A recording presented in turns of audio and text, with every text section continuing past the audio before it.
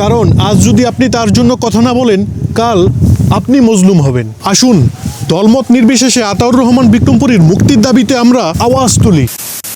যিনি নিজের কথা না ভেবে সবসময় অন্যের বিপদে ঢাল হয়ে দাঁড়াতেন, আজ বিশেষ ক্ষমতা আইনের অদ্ভুত নিয়মে নিজেই অন্ধকার সেলে বন্দী। কোনো অপরাধ নেই, কোনো চার্জশিট নেই, শুধু তিনি কথা বলতেন। এটাই কি তার অপরাধ?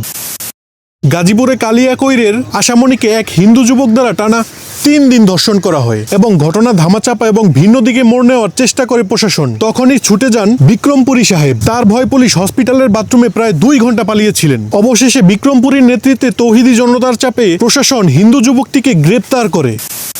সম্ভবত সেপ্টেম্বর 2025 পুলিশ গভীর রাতে তল্লাশির নামে এক ভাইয়ের স্ত্রীর পদ্মা লঙ্ঘন করে। সেই ভাইয়ের পাশেও গিয়ে দাঁড়ান বিক্রমপুরী সাহেব। বিক্রমপুরীর লাইভে ওই ভাই অভিশাপ দেন। পরের দিন ওই পুলিশ হার্ট অ্যাটাকে মারা যায়। মোট কথা, তিনি ছিলেন মজলুমের বন্ধু, যিনি অন্যায়ের গন্ধ পেলেই ছুটে যেতেন। তিনি চাঁদাবাজি, চুরি, ডাকাতি কিছুই করেননি। ন্যায়ের পক্ষে দাঁড়ানোর জন্য আজ তাকে আটক করা হলো। কিন্তু প্রশ্ন হলো, ক্ষমতা কি সত্যের চেয়েও বড়? জুলাই যোদ্ধা মাহাদি মুক্তি পেলেও বিক্রমপুরীরা কেন পায় না? কেন এই বৈষম্য? কেন আলেমদের দ্বিতীয় শ্রেণীর নাগরিক হতে হয়?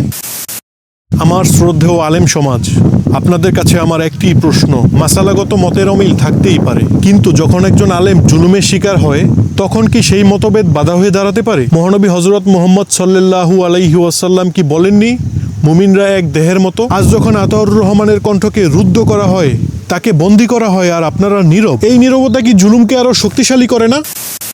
আসুন দলমত নির্বিশেষে আতাউর রহমান বিক্রমপুরীর মুক্তির দাবিতে আমরা আওয়াজ তুলি। কারণ আজ যদি আপনি তার জন্য কথা না বলেন, কাল আপনি মজলুম হবেন। তিতুমিরের বাংলায় অন্যায়ের ঠাঁই নেই, শাহজালালের বাংলায় বৈষম্যের ঠাঁই নেই।